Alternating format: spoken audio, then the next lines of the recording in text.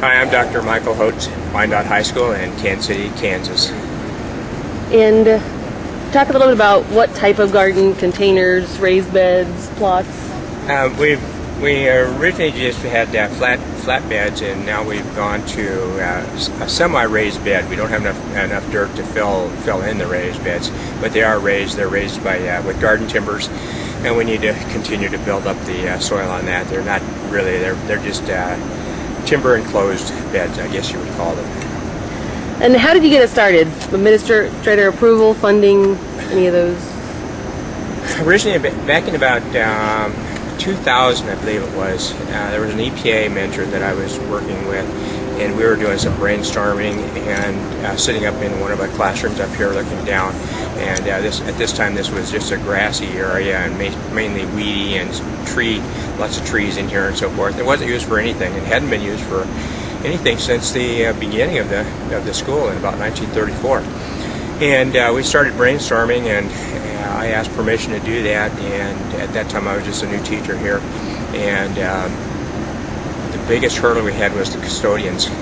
And they said, "Well, okay, what happens when you leave? Who takes care of it?" And that's always is the big thing, is sustainability. You know, who's going to take care of it after you leave, that type thing. So that's what we've been trying to build into this whole thing now, is, you know, sustainability. If something happens to one of us or we leave or whatever, then who continues it on from there. Administration-wise, they were in favor of all the time. Like I said, the custodial was about the biggest thing, because it was just going to put more work onto them. And so basically it turned out that it's less work on them, because they used to have to mow it and do those things. And so finally I said, leave it alone, we'll take care of it. And about 4 years after I'd been here 4 years, and they thought I was going to stay, then they said, okay, go ahead. From that, then I started it as class projects, and my class set up a small rose garden in the one area, and as kind of a challenge to the rest of the school as to, okay, what would you like to put in here? So we set it up as to what we thought would be appropriate for that and would look good in that area. And the kids designed it. They looked up, they researched the types of roses, the watering, anything that they wanted to put in there. They did that. They then checked the cost out of these things, and then at that time KU had mini grants, and so they applied for mini grants, and with that they had to do a short presentation to the grant awarders, and they came in and they had a PowerPoint presentation, I believe, and it ended up that all the students got their grants approved, and we started out with about $250, I think, is what we started out with, and kids then planted it and so forth, and then from there it just started to evolve. And originally they thought, okay, we would like to sell bricks to make the paths. And so they started making cement bricks and imprinting names on it and so forth, and they found out that was a lot of work, and so they went back to the grant writing idea and said, you know, it might be easier to do the grants. So they started we started writing grants, and eventually I wrote the Lowe's grant, which was a $5,000 grant, and eventually supported it from there. And since that time we've gotten Green School grants and other grants to keep it sustained. So that's kind of the way it got started. Great. And can you talk a little bit about how your garden's maintained through the summer months and who does it? Maintained in the summertime, Miss Postaway, Miss Joanne Postaway, is the instructor that came. How long ago did you come, Joanne? 4 years ago? 5.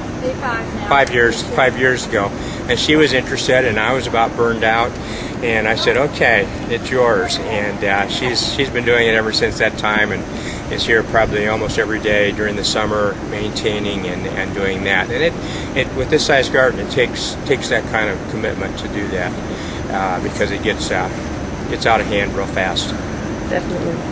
What benefits to the students in the school have you seen? Probably the one key thing that I've seen, it attaches kids to an area of the school. A lot of my graduates will come back and they'll say, well, how's garden doing? You know, it's one of the first questions they'll come in, that they've worked in here. Originally they dug out part of the hill for the dirt and put things in, and so probably that one thing is just that connection with the school, and then having an area that they have some pride in, and then all the classrooms look down on it, and so they can see what's going on from there. The other thing is when science classes or any other classes need something, if we need something as far as pond water or anything like that, we've got a pond where we just come down and get it from there. We don't have, the teacher doesn't have to go out from there, or we send kids down to get it. Art classes come down here and do some drawing. I've had a Spanish teacher doing some readings down here at one time. So we've got a lot of those things. We have research going on with some of the science classes and things. So benefit-wise, it's hard to tell. Each class is a little bit different from that, but probably that one big thing is just that connectedness, and then people saying, knowing that they worked on it and they come back to look at it. Okay. And what kind of challenges have you encountered, and how did you overcome those? Challenges are many. We of course, first thing is you always have is water. What do you do for water? And so we eventually the students put in a automatic water system where each plot has its own water system and is connected to an automatic water where we can set up to vary the amount of water that goes into each plot. Trying to balance that out was probably one of the biggest things that we had. But the kids like to dig, it seems like, and so that was one of my big things. Was I thought I really don't want to dig all these lines in, but they would say, hey, dig this line in, and 10 minutes later it was dug in there. So watering was probably the one big thing, and it continues to be, even with each plot having its own watering system. It's still a big thing. And what time of year did the garden get started, and what kind of timeline did you go through? I think we started planning it in the winter time, and then come springtime we started the planning and so forth, so that we had the research and everything out of the way, and we had everything prepared and ready for planting in the spring with that. So I think it was midwinter when you can't get outside and do much, and so that as soon as March came around, we were able to get out into the garden and get going from there. And can you give, I know it's huge, but can you give kind of a rundown on what types of plants you grow? I'm gonna let okay, we can do that. Talk about that. Okay, definitely. She's got all. How about, where did you get the gardening tools, and where do you have somewhere to store again, them? that was by the grants we did, and especially the Lowe's grant originally that we proposed, and went out from there and started the tools from there. Some of it was given, but most of it just was done by grants. Some of it originally, like I said, we started out with a little bit of fundraisers, selling cement squares to people that wanted to do that. And you can see through the garden there are a few of those still around, and that we did. That's a lot of hard work. So grant writing is hard too, but kids can do that, and I can do that. Great. Well, do you want to let her shift? Yeah. Tag team.